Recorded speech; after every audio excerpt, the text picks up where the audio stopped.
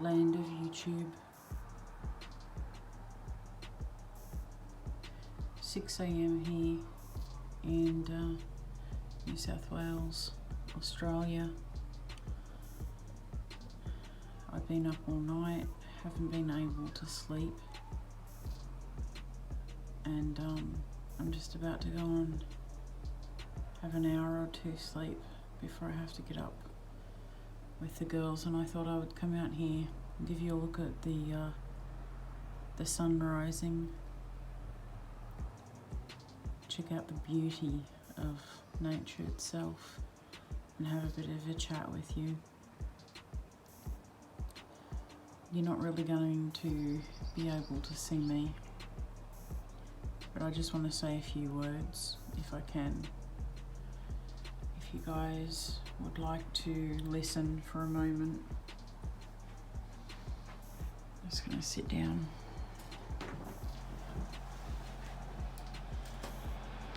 I think that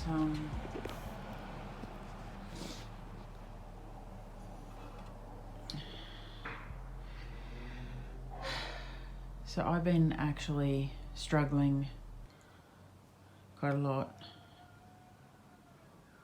over the past, I would say, 2 weeks, but it's really kind of hit me hard the last couple of days. And I think that you don't really understand how alone you are until you go through something quite so deep. Because even sometimes those who say they will be there for you aren't. And you realize how small your circle really is.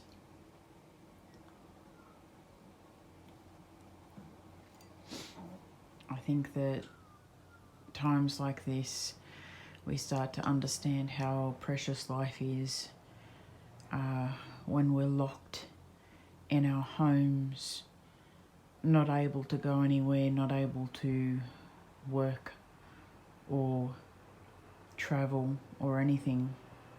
We start thinking about our life's journey and what we have accomplished so far, our trials, errors, our memories, good times and bad. And we start really kind of focusing on that. And for me, the last couple of days has been a process of letting go of a lot that I haven't yet let go of. It's also been a time of mourning though. Mourning for the things that I haven't been fortunate enough to have in my life. And one of those things, and I know this is going to sound cliche, is true love. And not everyone, I guess, experiences true love, but it kind of really brings it home for you when everything else seems to be stopping in time, but you're still moving. You have nothing to do but think.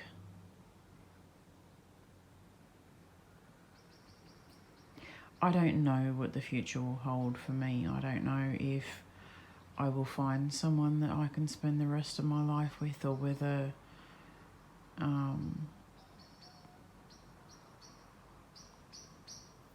I'll be on my own. Who knows?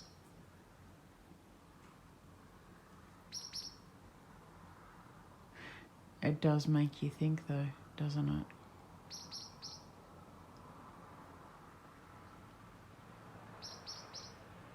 Prayers to Brett. I hope that you're feeling a lot better. And a lot of love to Andy. Thank you for being a beacon of light in a time of darkness. I love you guys.